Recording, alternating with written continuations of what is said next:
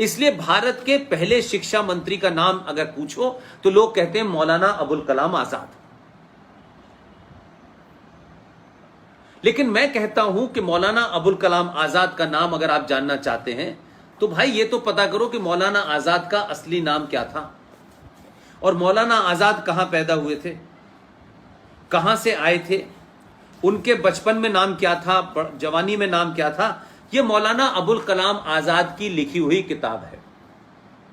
यह किताब कब मिलेगी, क्योंकि यह बड़ी मुश्किल से छपी थी और यह भारत के पहले शिक्षा मंत्री थे 1947 से लेकर के 1958 तक।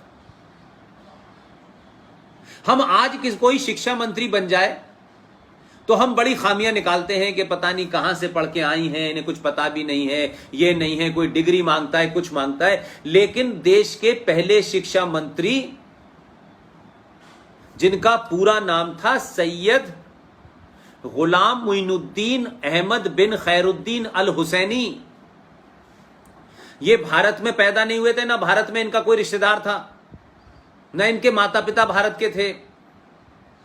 इनके पिता मक्का के में रहने वाले थे, इनकी मां मदीने की रहने वाली थी और इन साहब का जन्म मक्का में हुआ था 1888 में। ये भारत आ गए 1902 में।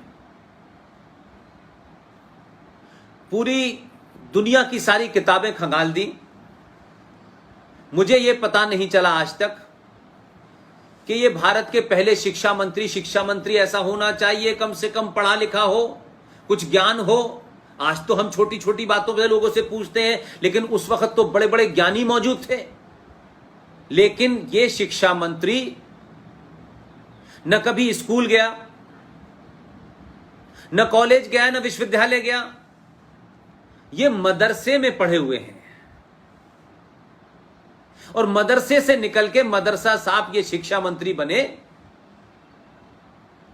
और 47 से 58 तक रहे। और इतने झूठे थे, ये इतने डरपोक थे कि अपने रहते रहते जो किताब इन्होंने लिखी है इंडिया विंस फ्रीडम, इस किताब को 1958 से पहले लिखा और उस वक्त की जो सच्चाइयां थी और इनके जो मक्कारी के मंसूबे थे, जो साजिशें थी इस आदमी की, उसके बारे में लिखने की हिम्मत अपने जीते जी नहीं हुई। क्योंकि अगर ये लिख देते तो इनकी पोल खुल जाती, तो फिर ये शिक्षा मंत्री नहीं रहते और इनका हिडन एजेंडा पता चल जाता। तो अपने लिखने से मरने से पहले इन्होंने 30 पन्ने अलग से लिखे और कहा कि जब मेरी मृत्यु हो जाए उसके 30-35 साल के बाद इस 30 पन्नों को मेरी किताब में जोड़ देना। वो 30 पन्ने समेत ये किताब मिल गई है मुझे। जो शिक्षा मंत्री अपने जीते जी सच न बोल पाया हो, जिसका भारत की संस्कृति से कोई लेना देना ना हो, भारत के फ्रीडम मूवमेंट से उसका कोई मतलब ही ना हो, उसके बाप का दादा का, वो यहां आए शामिल हो गए। मक्का में रहने वाला आदमी कलकत्ता चला गया, जबकि कलकत्ता से कोई कल्चर का मामला नहीं था। और किसी ने पूछा, और ये उस दौर में शिक्षा मंत्री बने जब हमारे देश में उस वक्त, आज 1 तारीख है, सारे देश में 5 सितंबर टीचर्स डे मनाया जाता है।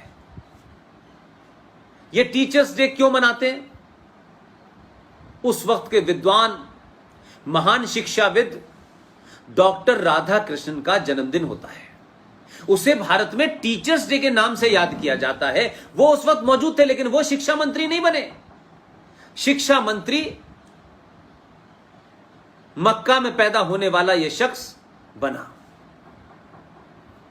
और उसके बाद शिक्षा का हाल क्या रहा? 30 साल तक ऐसे ही लोग आए। हुमायूं कबीर आए, एनसी छागला आए, फखरुद्दीन अली अहमद आए,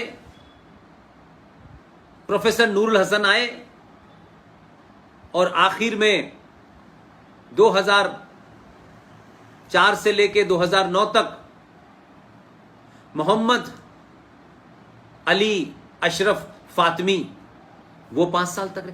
30 साल तक शिक्षा में रहने के बाद कहते हैं कि मुसलमान शिक्षा में सबसे पीछे है। लेकिन हम कोई बात फैक्ट पे नहीं करना चाहते। सच्चाई पे नहीं करना चाहते। इसलिए आपने इतिहास में जो झूठ बोले जा रहे हैं, जो बताए जा रहे हैं, चाहे वो इरफान हबीब हो या चाहे उनकी एक बड़ी घनिष्ठ मित्र हैं जो हिस्ट्री डिपार्टमेंट में कभी क्लर्क हुआ करती थी, फिर उनकी नजदीकियों के कारण वो बहुत बड़ी प्रोफेसर हो गई और बंगाल में 6ठी क्लास की एक किताब उन्होंने लिखी है। बंगाल के अंदर बंगाली में किताब है, 6ठी क्लास की किताब है, और उसमें वो मैडम जिनको मैंने अभी सुना है 60 गांठ से प्रोफेसर एमेरिटस की डिग्री मिल गई है, और वो उस किताब में लिख रही हैं, बंगाली में पढ़ाया जा रहा है कि भगवान राम विदेशी थे और भारत पे आक्रमण करने के लिए आए थे और वो राक्षस मूल के थे। ये बच्चों को 6ठी क्लास की किताब में बंगाल में पढ़ाया जा रहा है। तो हमने आजाद होने के बाद भी इस देश में सत्ताधारियों ने अपने लालच में अपनी सत्ताओं को बनाए रखने के लिए भारत की सनातन संस्कृति को, भारत के मूल्यों को, यहां की संस्कृति को, आस्थाओं को, सरोकारों को धीरे धीरे करके समाप्त कर दिया और एक ऐसी संस्कृति यहां डाली कि यहां बच्चे क्लर्क बने, यहां सिर्फ मालिक की जू हजूरी करें, उनमें ज्ञान नाम की कोई चीज ना हो, वो सिर्फ मार्कशीट के मोहताज बन के रह जाएं। अपने देश के बारे में, अपनी संस्कृति के बारे में, अपनी मिट्टी के बारे में, अपने इतिहास के बारे में, जो गौरवशाली इतिहास है उसको वो जान न पाएं। इसलिए अकबर दी में ग्रेट को पढ़ते रहें, इसलिए औरंगजेब का रोड का नाम रख दिया जाए, इसलिए भारत के अंदर किंग एम्परर जॉर्ज 5 जो 5वां राजा था, इंग्लैंड से आया था, आज भी दिल्ली के अंदर कोरोनेशन पार्क है, सबसे बड़ा है और सबसे बड़ी उसकी जॉर्ज पंजम की मूर्ति लगी हुई है, आज भी लगी हुई है। आज भी अंग्रेजों के नाम से बहुत सड़कें हैं, आज भी मुगलों के नाम से बहुत सारी सड़कें हैं। इसलिए आपको बताया जाता है कि वो आक्रांत थे, ये किया, उन्होंने किस तरीके से भगवान राम का मंदिर तोड़ करके बाबरी मस्जिद बनाई, उन्होंने कैसे मथुरा के अंदर मंदिर तोड़ के मस्जिद बनाई, उन्होंने कैसे काशी में बाबा विश्वनाथ, ये सब हमें पता है और दिखाई दे रहा है, लेकिन ये पढ़ाया नहीं जाता, ये बताया नहीं जाता।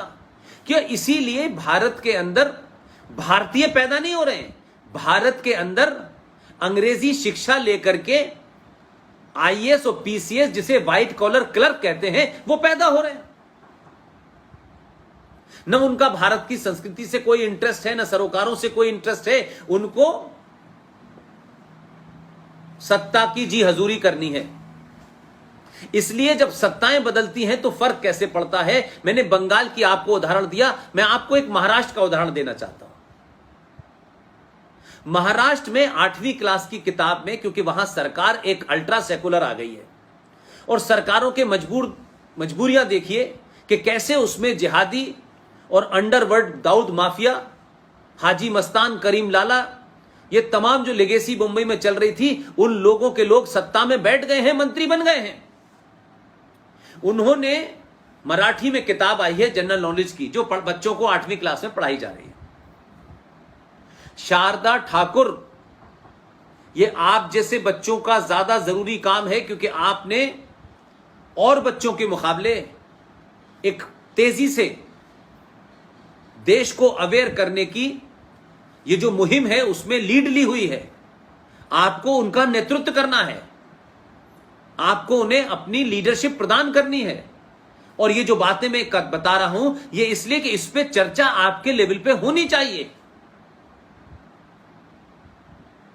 मराठी में जो किताब पढ़ाई जा रही है 8वीं क्लास की, उसमें लिखा हुआ है सरदार भगत सिंह, सुखदेव और राजगुरु, ये 3 नाम हम पिछले 40-50 साल से रोज गिन रहे हैं। युवा थे, 24-24, 23-23 साल की इनकी उम्रें थी, और ये तीनों को एक साथ फांसी पे चढ़ा दिया गया। लेकिन सत्ता में कितने जहरीले, कितने खतरनाक लोग अलग अलग जगह बैठे हुए हैं कि उन्होंने बिना चुपचाप से बताए 8वीं क्लास की किताब में लिखा है सरदार शहीद भगत सिंह, राजगुरु और सुखदेव का नाम हटा करके वहां कुर्बान हुसैन का नाम आ गया है। यह हमारे सामने हुआ है, कोई 50 साल पुरानी घटना नहीं है। मैकाले ने नहीं किया, मौलाना आजाद और प्रोफेसर नूर हसन ने नहीं किया। उन्होंने जो करना था वो तो बेड़ा गर्क करके चले गए। लेकिन हमारे और आपके जमाने जब इतनी संचार क्रांति है कि कुछ झूठ छुप नहीं सकता, उसके बावजूद भी वो ताकतें जो भारत में पाकिस्तान को वोट देने के बाद, पाकिस्तान के फेवर में वोट देने के बाद भारत में रह गई, अलग अलग मुखौटों में अपने राजनीतिक स्वार्थों के कारण उन्होंने पार्टियां ज्वाइन कर ली, वो आज भी वही एजेंडा चला रहे हैं।